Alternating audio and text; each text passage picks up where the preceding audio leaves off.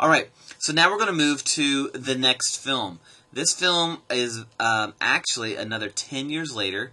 It came out in 1925, and it's known as Battleship Potemkin in English, which actually, I have no idea how to say the Russian term for it. But it is directed by Sergei Eisenstein, and he was probably one of the more astute directors of his time. He understood editing, he understood directing, and he really, with this film, set a new tone for the way to make a movie. Now, this film, as artistic as it looks and as modern as it looks, watch the editing in it, watch the pacing of it. All of these things are very fantastic, but it also is controversial. It's Soviet propaganda. It is communist propaganda in that what they're trying to portray to the audience is that the rise of the Soviets, the rise of communism in Russia was a good thing, and that it was a revolutionary day for the people of Russia and its neighboring communities. But nonetheless, Battleship Potemkin has a very modern feel to it.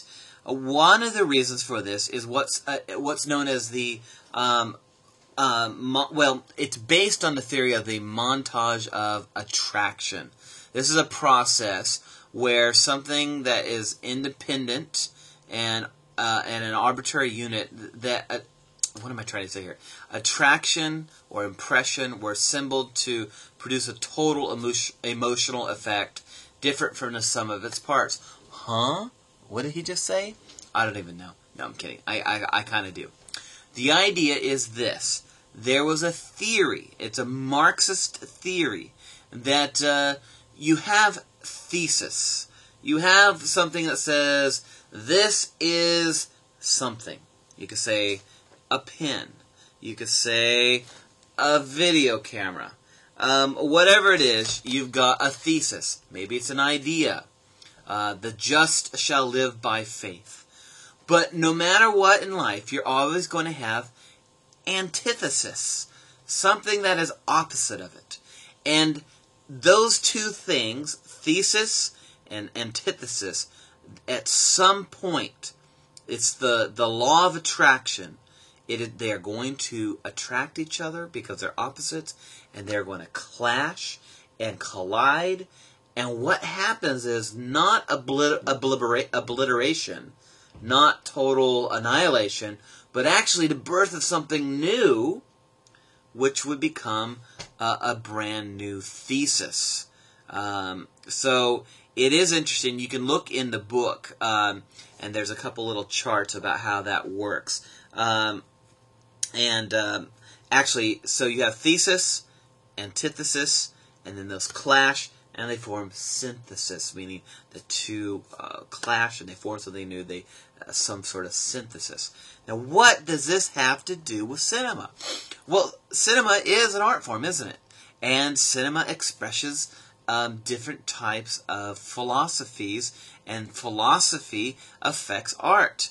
And so Sergei Eisenstein was very much influenced by the idea that you could have maybe two separate things, but if they were put together, they could communicate something different than they would apart.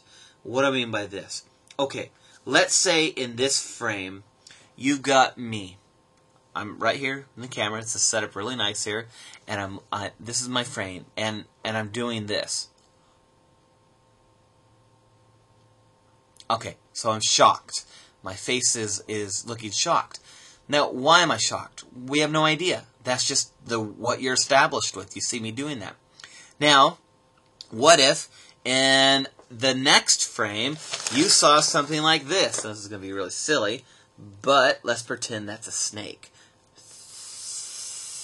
That's the next frame.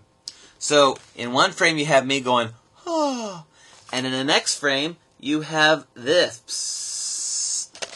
Those two things fused together create something new in that I'm scared of a snake. Excuse me.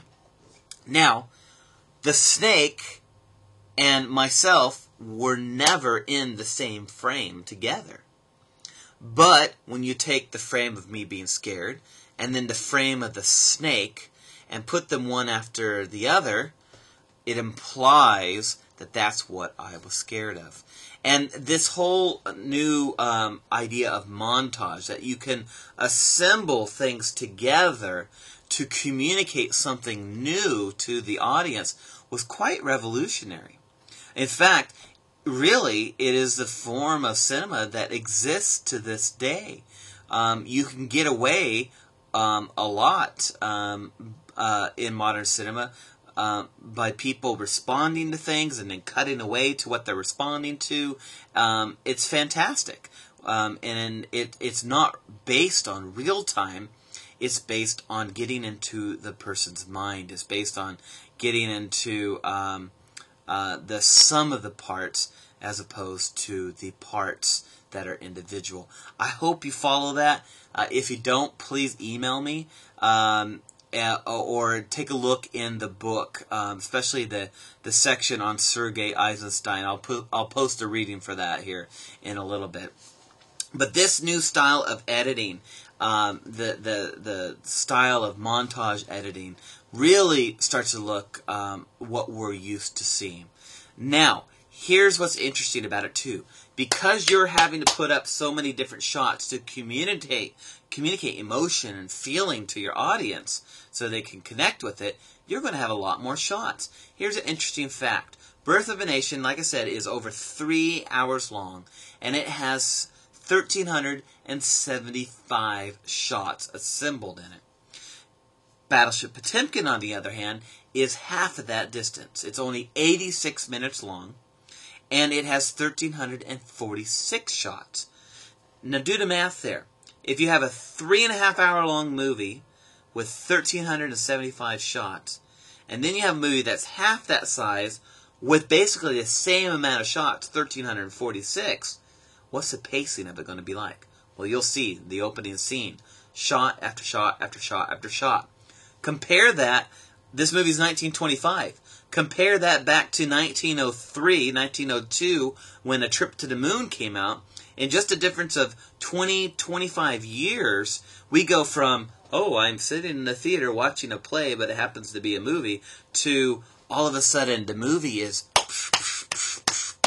It's moving quickly. It's flashing images up on us. It's pulling us into the movie. It's making us a part of the movie because the camera is placed in so many different places and the shots are connecting different ideas and different emotions and different feelings. We connect to it. It makes us respond to the movie. So that is one of the interesting things about Battleship Potemkin, and that's why we watch it in this class, for really its artistic advances, but also, as I said, culturally, is communicating a communist or Soviet idea that the Soviet Revolution was something that benefited people. And it brings up, another point that for discussion, that the reality is that movies are always communicating ideas. Some of them are ones that we agree with. Some of them are ones that we don't. And we need to be wary. We need to really be on guard and to observe, what are these people trying to communicate to me? Do I believe it? Do I not believe it? Why? Why not?